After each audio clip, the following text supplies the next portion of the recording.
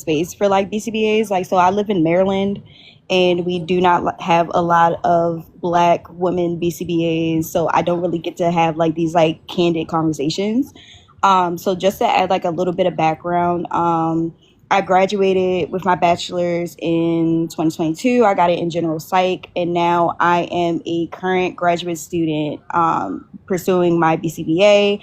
I will be done in March, and I work for a clinic, and like it's just been a mess. Let me be clear. So they're like almost refusing to give me my unrestricted hours. So I go to Pepperdine, and Pepperdine has like a very detailed, extensive, this is what you need to do. Had my site contract be very much like you need to do this, agree to it or not. And they said yes. And then it got to the point where like they were assigning me clients, but it would be almost, I would only be doing coverage where I'll have this client for 1 week, and then I'll have another client a different week, and I'm just kind of all over the place. So like I'm not even getting that like one-to-one experience with a client and having them like long-term enough to kind of understand their individual goals. And then at a certain point in time, I'll say for the first 3 months of me working there, I had zero unrestricted hours.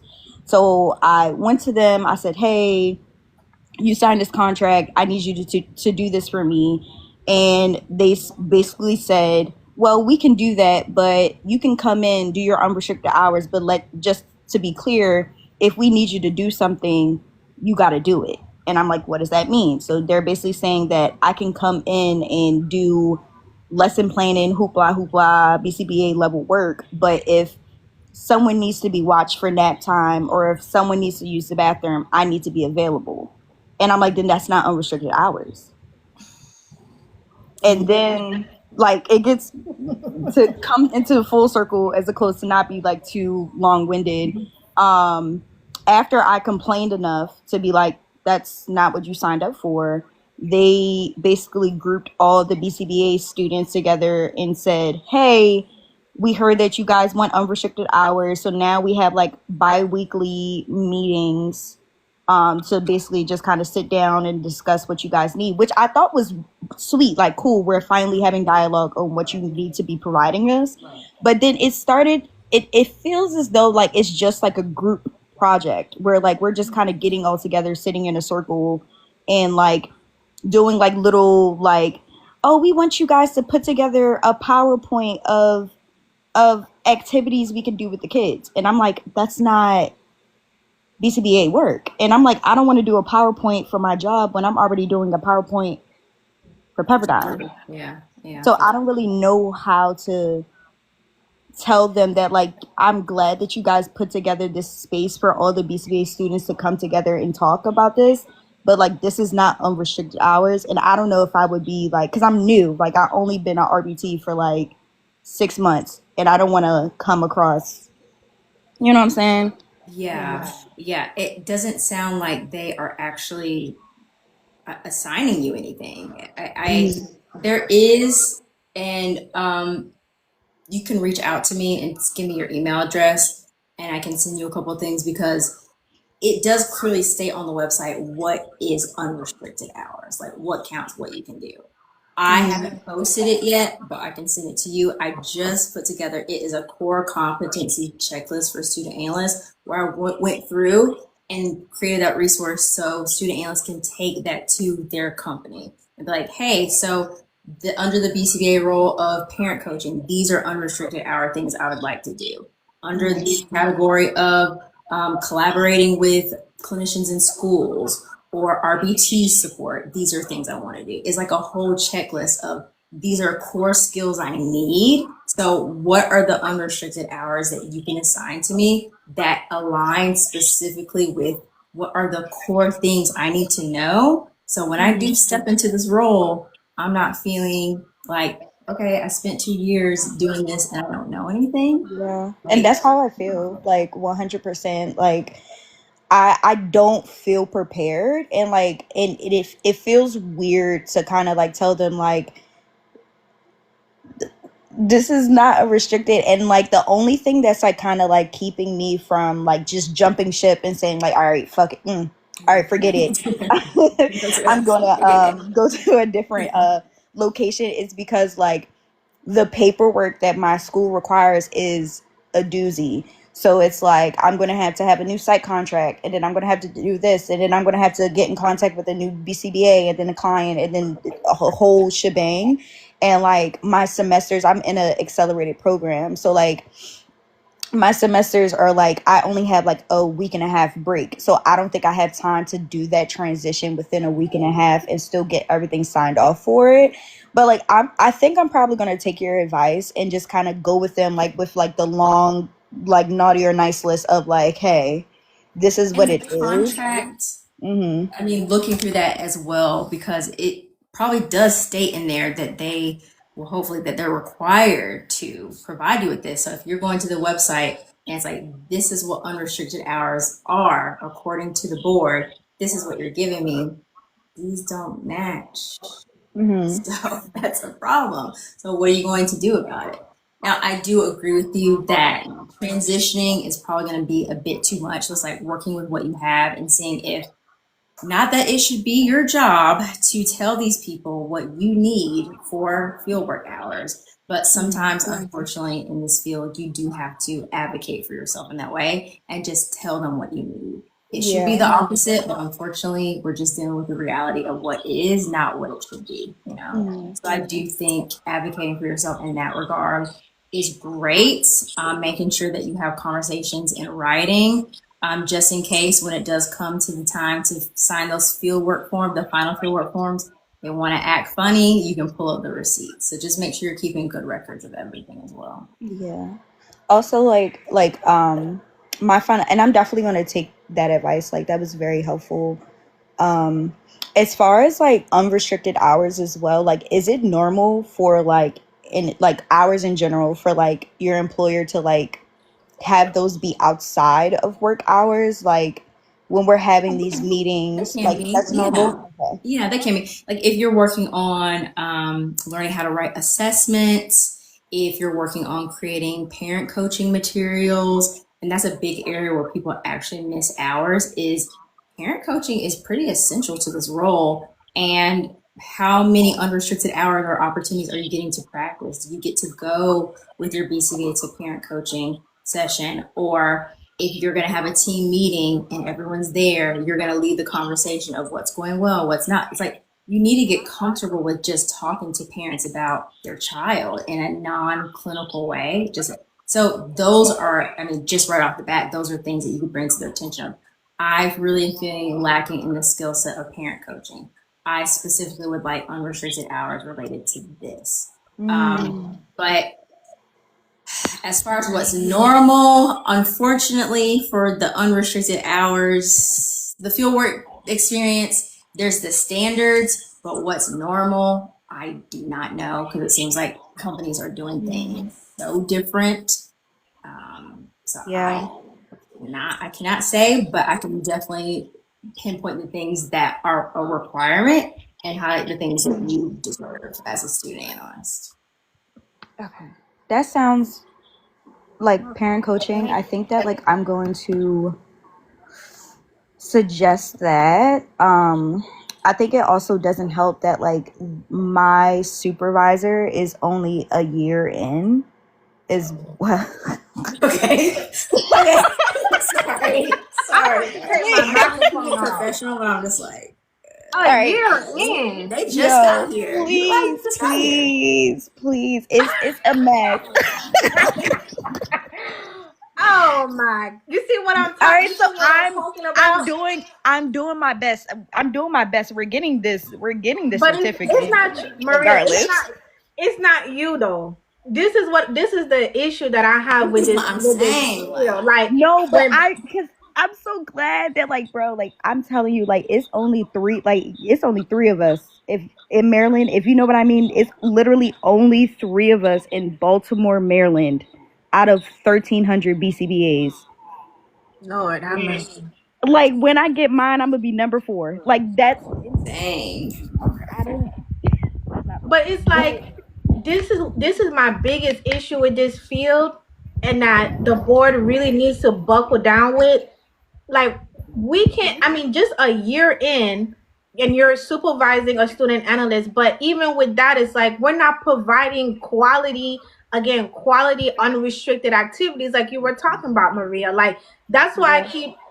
I'm like, as RBTs, everyone is saying it's hard to get unrestricted hours as an RBT, but I'm like, okay, well, you need to, for what I've received, the advice I've received from BCABAs that I've talked to in private, those that I had on my live, that they had to transition out of the RBT role, and just so that they can gain the experience of like just to work as a case manager, just to gain those unrestricted activities experience, because that RBT experience and whatever program they have, the company has, it's not helping them because they're not trying to give quality services at all to have competent BCBAs. Because even like you said, you don't feel confident, and yet you're pursuing a higher certification. And this was something we talked about early on this live, how many people, they get in this role, but because they lack the supervision they were supposed to receive from the BCBA, there's lack of competency. And it's not your fault, Maria. It's the BCBA's fault, that and the board. I'm gonna blame the And board on that this, company's fault too, because the and the board. I'm company. like, I'm about to renew my. I'm like, let me not say too much because Yeah. so I can get my Because like it certification already renewed. was like But it's like a I don't really known. think they're gonna do too much about it. I put a lot of the onus on these companies because you are a BCBA. You know the ethics. You know what the requirements are. Why are you telling people you can do their fieldwork hours and this is what you present to them? Yeah. Why are you not having some oversight? Or there's some curriculums that you can buy to where your BCBAs can just replicate that. But how are you putting someone's future career experience in the hands of people who literally just got here? And that doesn't mean they can't bring things to the table, but they themselves are getting adjusted to this role. That Yeah. should be for more senior BCBAs, in my opinion, that have a lot of experience in a lot of different areas, leadership, supervision. They've had different roles so that they can actually share with you their expertise and their knowledge. That's what the point of the fieldwork hours is supposed to be. Right. I 100% agree. Like I think that like I think I just chose a good program. Like Pepperdine is expensive. I do it online, but like I think they're just super thorough. So like when I had my first BCBA, me and her just didn't we didn't connect well, or like that could just be based on the circumstances of me kind of just being bopped around with a whole bunch of clients. So I didn't really understand like her model of like feedback, whatever. And I think that like what also was like discouraging, and like at first like I took it as a compliment, and then back to me just feeling like not secure in like my knowledge as a future BCBA was like once she figured out that I was a grad student, she was like, oh, you got this. And I'm like, no, I don't. I think that all the time. Oh, you're No, I doing don't. great. But Like tell me how I'm doing great though, not just seriously. And then like when I got my like, so I recently got my RBT like maybe fill in the Maria, blank. you're covering your speaker thing. You can hear Okay, me you're better. good now. Yeah, yeah. So I recently sat for my test for to be a RBT, got it. But as like she's doing like my old supervisor, this the one prior to this one, she's like maybe like 4 or 5 years experienced. When she was doing my competency, she was like, "Oh, you're a grad student, you'll be fine." And I'm like, "Ask me the questions. Like I don't know. Ask me." And she's like, "No, you know this. I see you do this." And I'm like, "I don't even know what you're talking about." And then now with this one who like it is like she can be my supervisor, but it's like she can be my supervisor, but I have to have another supervisor over top of her supervising her while she's super it's meta. But as like like I have like a new client, and like he's more on like he needs a lot of redirection, all the things that's just like comes with like a severe case or a case that requires a little bit more like corrective work. And she'll just kind of look at me and be like, what do you think? And I'm like, I don't know, can you suggest this? Like what would you do? She's like, well, like let's just go with the flow. And I'm like, why is everybody so whimsical? Like I this like is not And like, I'm sorry. It's just no, like, it's this cool. is like children's therapy. Oh, go with the flow. No, No, we have but data, she's we have plans. serious. Like, are you She's serious. serious? Like she's super serious. Like, and um, just in situations where I need like someone to be like, here's the plan. Any questions? Have you done this before?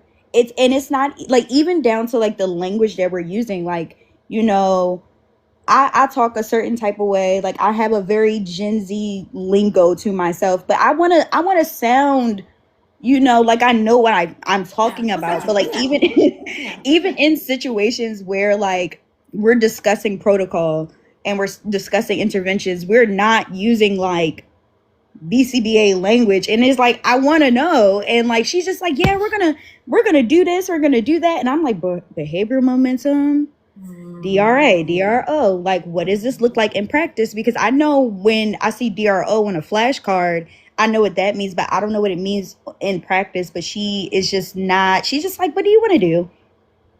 And I'm like, I don't know. I don't have experience in spitting. I don't have experience in aggression. Like, I'm glad that we're collaborating, but like I need feedback, girl. I don't And it need just sounds like, unfortunately, she doesn't know what she's doing. Like, and I it's don't just think so like, either. don't try to frame it as like, oh, this is my teaching method. What should we do? But you should have the answer if I don't. It can't just be like, well, let's just, I don't know. Let's think about it. You're supposed to be modeling for them how you problem solve, how you would Mhm. train a parent on something Mhm. that's happening without any ABA jargon, how Mhm. to lead your team, how to shift your supervision style based on RBT personality, experience. Like there's so much that goes into this. So to put someone who just got in this role to be your supervisor is a misstep on the company's part. Now she can get on ChatGPT and do her Googling and all that stuff. So I don't think that's an excuse because you could try to do some things, but it is, this is like what we were talking about earlier. This is a big problem within the field that I keep seeing is people are coming to me and I'm like, I don't want people to come to me and pay for supervision. It's expensive. I'd rather create resources. But the fact that people are saying I don't have unrestricted hours, I keep asking my supervisor for hours and they don't have any, or they give me something random to do that doesn't relate to my client, this is gonna just snowball into professionals coming to the field who feel very lost. And again, this is children's therapy. We don't have time to waste. So like I said, I take this very seriously and I find it's like insulting to the field of being a BCBA that people are not doing their role the way that it's supposed to be done. Like I'm just like, you can't play with somebody's future like that, the child and the technician. Like I don't understand it at all. I don't get it, but here we are. I've got some resources that I can share with you. Yes, please. Yeah. Slide into my DMs and send me like your email address, and I can just send you like the core competency sheet Mhm. and give you some other tips on things that you can do to try to get a better experience. Yeah, I'm Yes, sorry that this please. is Like happening. that's like super appreciated. Like also, I think another question, like do you supervise, and like how often do you give like your trainee supervisees, whichever word, So, supervision? Like yeah. what should that look like? Okay, so I do individual supervision and group supervision. So that can look different, but how many hours that technician is accruing, and that's combining restricted and unrestricted, the minimum amount that they need to be supervised, aka meet with me, is 5%. So when I filled out their monthly field forms, we need one client observation of at least 60 minutes, and we need to hit that 5% mark of supervision, meaning time spent directly with the supervisor, not your independent hours. So how many hours will depend on how many hours they're doing for the month. But if someone's doing like the maximum, I think, let's see, if they're doing like 160, 5% of that. want to say that's like 8, but let's Maria, see. while Britt is getting that answer, 8. I hope you posting that content, Maria, letting them know about student analyst issues. Because you see, with me, I'm not a BCBA. I was an RBT. I quit this year because I was sick of it. But my like I don't know all the insight of what's really happening. I've just been helping so many RBTs across the states, and a lot of them are telling me the same issue you have. But you know more of what's like the real, like more details of what's happening. And I'm not pressuring you or none of that, but I'm like, this is a space that, yes, I have the TikTok thing and everything, but I encourage you as well. Like, hey, post about what is happening in this field when it comes to the support of transitioning to become a behavior analyst. Because let me tell you, Maria, a lot of these RBTs think that it's going to be so easy becoming a BCBA, because so many of them receive that advice, just go straight to your master's, but they don't know the ins, how long it takes because of this issue that you're facing, and what companies need to do to improve, to better support competencies. So I Yes, hope like yes. anyone that's listening, that I hope y'all listening to what's happening here, and understand that it's not this field, like Britt said earlier in this live, it's fairly new. And a lot of these people, these companies, I would say, they don't have a good program to support student analysts. They don't. And that's why there's so many BCBAs that are new. They barely know what the heck they're doing because they didn't receive the support. Yeah, for sure. So yeah. And some people have a great experience, and I love that for them. Everybody deserves that. But then it's like you have people coming to me, come for mentorship. They're like, I didn't learn this. I didn't learn this. I don't know how to do that. And especially when it comes to leading a team, managing your caseload, supervising, learning how to give constructive and positive feedback, organizing and managing your time, there's a lot that goes into this. Yeah. And that's part of what the supervision experience was supposed to be. So at the very least, what I can do is my part of, let me impart some advice of what you can do to persuade in some ways your company to give you a better experience, so that when you do go into your role, it's like, okay, I do feel somewhat prepared. Some you're going to learn as you go, of course, but there are some pretty core things that I think should be learned from the experience. Yeah, like I think that like I just got lucky. Like I really think it's just kind of, oh, I don't even know how to articulate this. Like as far as like my company goes, like it seems as though that like they're banking on the fact that like people don't know what they're supposed to do. So it's like I've come to like plenty of meetings where like just like in like I think what's the example, like the 2027 but the 2022 and the 2027 like requirements, like they different, like they are different. And like I've come to meetings and like they're like, oh yeah, like the 2022 requirements, and like I rose my hand and I'm like, hey, just to let y'all know, any of y'all that are going to take your test like either late 2026 and 2027, I would do the 2027 requirements, yada yada yada. And they were like, oh no, you'll be fine. I'm like, do both of the verification forms. It's only like do both. And like it's just kind of like my company just kind of like being whimsical and being like, but like I know people who just started their hours in their program, and it's like you're most likely going to sit for their test in 2027, baby. You're going to sit for that test in 2027. Do the requirements for 2027, because they're not going to take your hours. You're going to have to start over. And Yes. it is Yeah. their Gonna role have to to know start those over. things, but you have to, constantly going to the BACB.com website, signing up for their newsletters, making sure that you stay informed, because this is your experience. Again, I do think that they should stay informed, but it is what it is. So make sure that you are signing up for the newsletter, periodically going to the website, reading through different things. There are creators here on TikTok that specifically have been talking about the new requirements. Do your research, because when you get to the end of the experience and certain forms aren't done, the BCBAs are supposed to be held accountable, but they're going to kick it right back to you, to be honest. It's going to be like, oh, well, you, blah, blah, blah. Like, so just from the jump, take responsibility for your future. Don't rely on anybody else, and make sure you're staying up to date on the standards. But 100%. yeah, I'm happy to, like I said, Yeah, help. I gotta go. But someone asked, can I answer this question about the RBT exam since I just took it? Oh, okay. Just that question, and that's fine. Right. Actually, hold on. I'm sorry, Maria. Hold on. Britt, do you have to leave? Mm-mm. Okay. Okay. Go ahead, Maria. The RBT exam was pretty decent. I would just say like know the difference between like different like time samplings.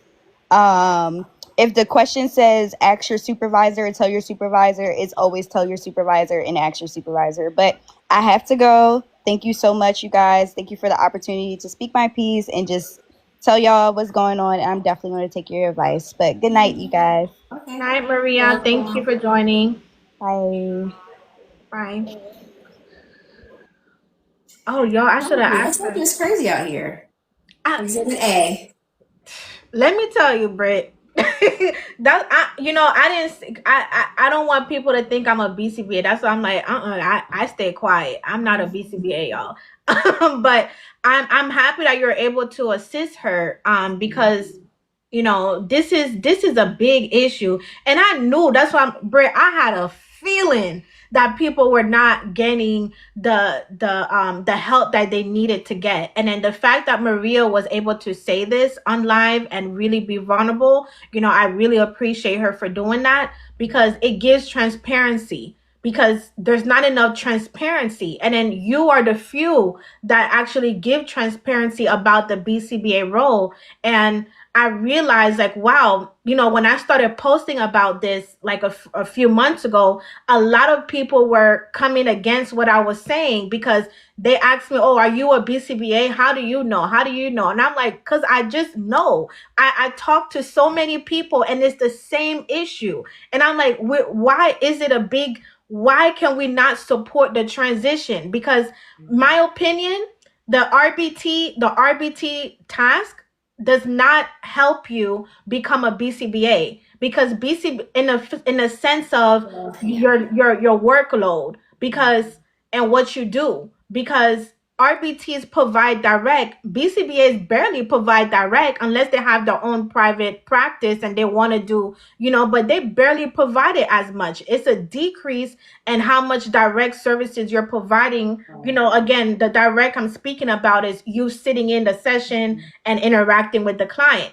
It's a big decrease. So you don't need to be focusing on direct as much as you need to be focusing on the, I call it indirect, the treatment You plan, can have the clinical knowledge, the but clinical. if you don't Yes. know how to write, and even simple things, I'll talk to people in mentorship about this, just how to manage your time during assessment. Yes. You get the time to interview, do direct testing, and write. You get Right. 8 hours and then that's it. That's So it. how do you even manage your time? What are some